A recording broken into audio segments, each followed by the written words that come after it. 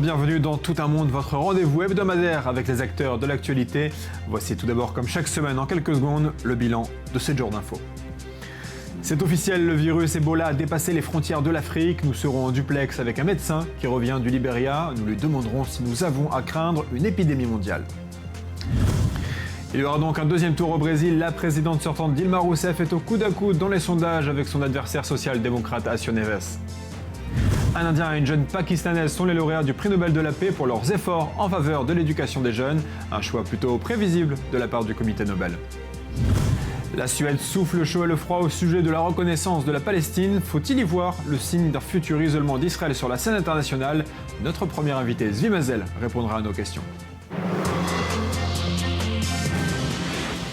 Bonjour Zvi Mazel. Bonjour. Et merci beaucoup d'être avec nous. Vous êtes ancien ambassadeur d'Israël, notamment en Suède, dans beaucoup d'autres pays. Vous avez une longue carrière diplomatique. Mais aujourd'hui, on va parler de la Suède depuis une semaine. Vous faites le tour de tous les plateaux télé, toutes les stations radio en Israël à cause de l'actualité. Alors, on rappelle les faits. Le Premier ministre suédois, dans son discours d'investiture, annonce qu'il va reconnaître la Palestine. Rapidement, l'ambassadeur ici sur place en Israël modère les propos. Tout d'abord, Monsieur Mazel, est-ce que vous êtes surpris par cette décision, vous qui connaissez la Suède? Non, absolument pas.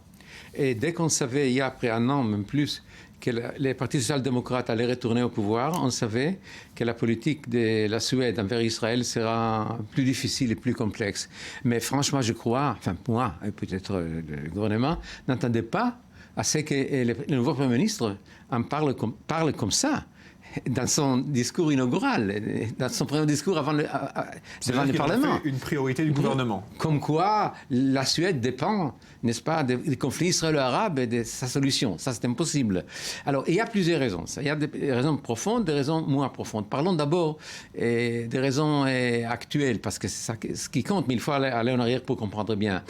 Et les gouvernements de Stefan Löfven, un gouvernement des minorités. Il a gagné les élections, mais il ne peut pas former un gouvernement avec majorité. Donc lui, avec les Verts, ensemble, dans les 43%. Ça ne représente pas le peuple suédois.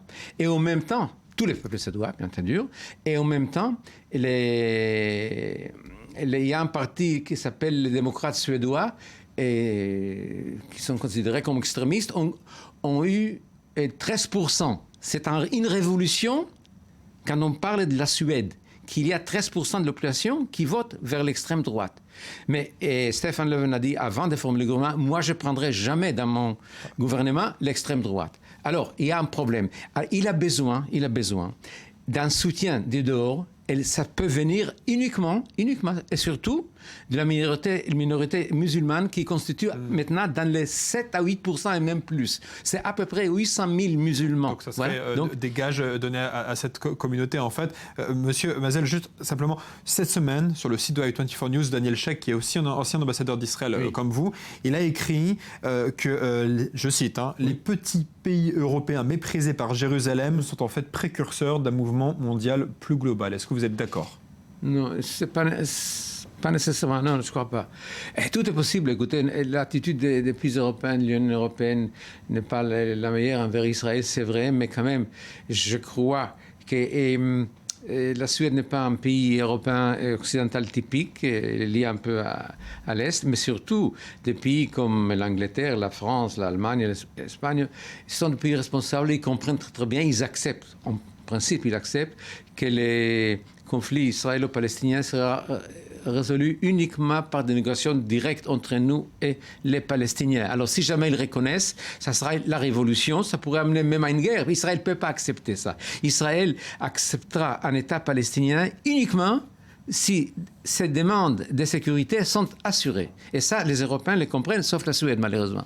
Pour certains, Mahmoud Abbas, il n'a plus le choix. En fait, il n'a pas d'autre choix que s'il veut avoir un État palestinien, il est obligé de faire de manière unilatérale, c'est-à-dire sans passer par un accord avec Israël. Est-ce que vous pensez qu'on peut lui reprocher à Mahmoud Abbas de prendre ce chemin de l'unilatéralisme? Mais bien sûr, absolument. Écoutez, et si Mahmoud Abbas est un grand leader, n'est-ce pas, comme il veut. Il peut jouer le Sadat, il peut faire ce que Sadat a fait, déclarer « nous voulons la paix ». À ce moment-là, et il doit donner suite aux exigences israéliennes de sécurité. Si on a besoin d'être sur... les troupes israéliennes doivent être sur le Jourdain, c'est complètement normal. C'est pour défendre lui Abu Mazen et son État palestinien.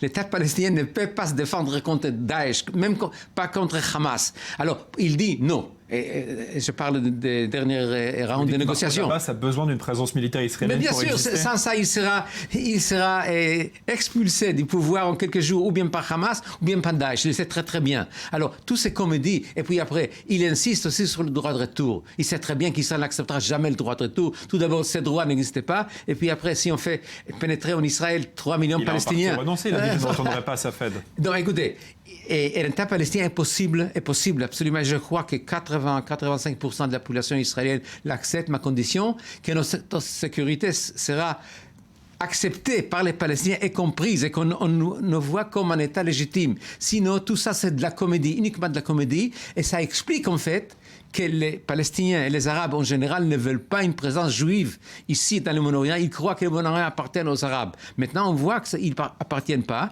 Il y a aussi les Kurdes, il y a les Berbères, il y a les Juifs, il y a les chrétiens, il y a les Assyriens. Alors on les tue, comme Daesh, comme l'État islamique fait. On les tue. Donc il y a un problème de civilisation, monsieur. Un problème de civilisation. Ça, bien sûr, la Suède n'est pas dans tout cela, mais la Suède ne comprend pas ce qui se passe. C'est extrêmement grave. La Suède ne regarde pas la réalité en face. Alors, je voudrais rebondir sur ce que vous venez de dire. Vous êtes diplomate, vous avez l'habitude des organisations internationales. Les Palestiniens menacent de rejoindre la Cour pénale internationale pour accuser Israël notamment de crimes de guerre. Si on voit la Palestine qui est reconnue par plusieurs pays européens comme la Suède peut-être demain, il y a un vote au Royaume-Uni, il y a un vote symbolique au Parlement britannique cette semaine. Est-ce qu'il y a un risque pour Israël d'être accusé, d'être jugé à la Cour pénale internationale? Il y a un risque uniquement si l'affaire sera traitée contre nous par une mauvaise volonté. Tout d'abord, je ne sais pas si même un État palestinien reconnu par les Nations Unies est éligible pour la Cour pénale internationale. Il faut voir ça. Et puis après, si jamais ils rentrent eux-mêmes, tout d'abord, certainement Hamas, sont passibles de peines extrêmement graves, puisqu'ils ont violé les droits internationaux depuis des années. Chaque missile qui est tiré d'une façon comme ça sur les kibbutzim, n'est-ce pas, ou sur les villes israéliennes, est une violation des droits internationaux. Donc il y a à peu près 15 000 violations internationales de Hamas, dont fait partie d'une façon ou d'une autre Abu Mazen et ses amis. Donc écoutez, c'est pas aussi facile que ça. J'espère que les Européens, parce que les Européens finalement, c'est la civilisation démocratique et droits humains, etc., etc. Et nous sommes un pays démocratique avec droits humains. Nous sommes plus liés à l'Occident, à ces valeurs, n'est-ce pas, que quel autre pays. Donc, écoutez, il faut arrêter, penser et voir ce qui se passera, parce qu'on ne sait jamais. Merci beaucoup, Zvi Mazel, d'avoir été avec nous et merci beaucoup aussi de vos explications. À parler à présent d'une préoccupation mondiale, le virus Ebola. Un cas d'infection du virus Ebola sur le sol européen a pour la première fois été détecté en Espagne et l'inquiétude a gagné l'ensemble de la planète. Pendant ce temps en Afrique, le nombre de morts continue de grandir. Alors, sommes-nous, oui ou non, à l'aube d'une épidémie mortelle mondiale? Avec nous en duplex de Paris, le docteur Cameron Bob. Bonjour, merci beaucoup d'être avec nous. Merci à vous. Alors, vous rentrez tout juste du Libéria, qui est l'un des pays les plus touchés par le virus Ebola. Qu'est-ce que vous avez vu? Quelle est la situation sur le terrain? La situation est en apparence normale. La vie suit son cours dans la ville, les enfants jouent, les magasins sont ouverts. Mais en même temps, le virus Ebola est partout. On allume la radio, on n'entend parler que de ça. On peut voir des corps être sortis d'une maison et la maison être désinfectée. Ou bien, quelquefois, il y a des embouteillages sur l'autoroute parce que les autorités sont en train de récupérer des corps qui sont restés là pendant quelques jours. Je pense que c'est cette juxtaposition entre la vie normale et le macabre qui est vraiment marquante.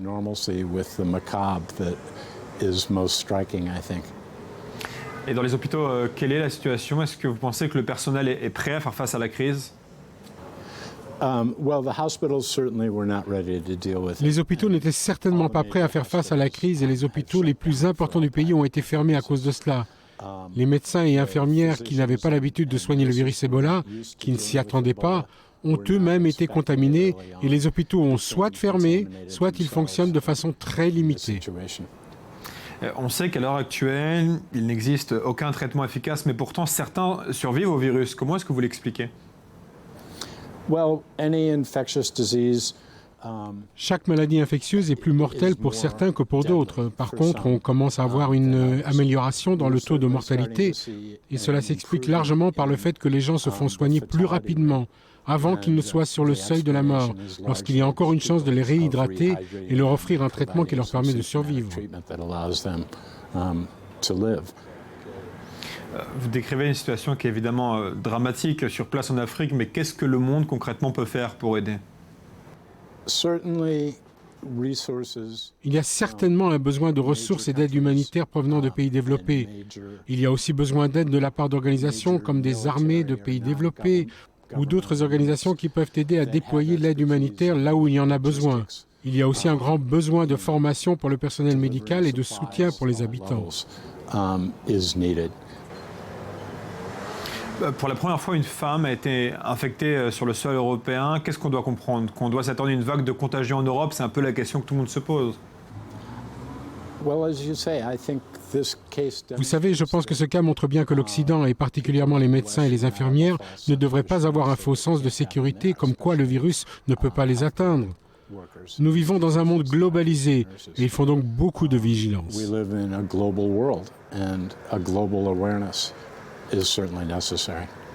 Au cours des dernières semaines, on a vu certaines frontières qui ont été fermées, des compagnies aériennes qui ont stoppé leurs vols vers des pays frappés par le Ebola. Est-ce que vous pensez que ce genre de mesures peut endiguer le virus ?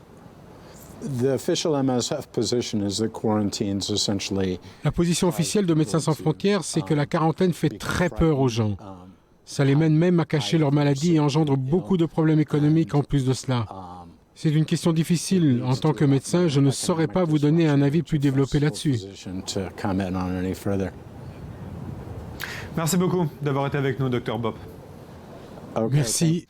Et sans transition, on va terminer cette émission avec un sujet bien plus léger.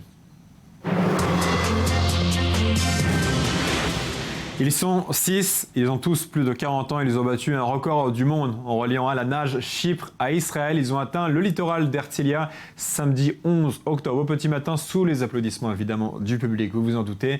Avec nous en duplex d'Herzliya pour en parler, l'un de ces 6 nageurs, Luc Chatbone. Bonjour, merci beaucoup d'être avec nous. Bonjour. Alors bon retour sur Terre tout d'abord. Luc, comment est-ce que vous vous sentez ? Un peu ému. J'arrive pas à croire qu'on a fait ce qu'on a fait et un peu fatigué aussi quand même. Bon, vous vous en doutez, hein. Est-ce que la première question que j'ai envie de vous poser, c'est qu'est-ce qui vous a poussé à nager sur 380 km ? Ouais, c'est une question que vous n'êtes pas le seul à nous la poser. Je pense que ce qu'on a voulu faire en fait, c'est on avait un rêve et le rêve c'était d'abord dans notre équipe, il y a quelqu'un qui s'appelle Udi, c'est le plus âgé des 6. Et puis un jour, il vient et il nous dit, il y a 3 ans en fait, il y a 3 ans exactement, il nous dit j'ai un rêve, peut-être on nage d'Israël à Chypre. Et l'année dernière, on a essayé de faire ça pour la première fois. Et puis on était vraiment inconscient, je ne sais pas si on peut dire inconscient, pas inconscient des conditions de la mer, de l'intensité, de la grandeur de cette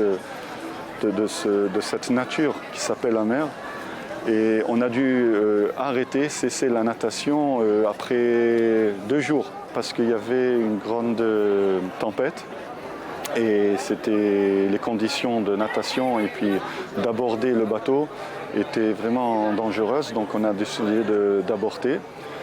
Mais je pense que sans cette expérience qu'on a eue l'année dernière, on n'aurait pas pu faire ça cette année.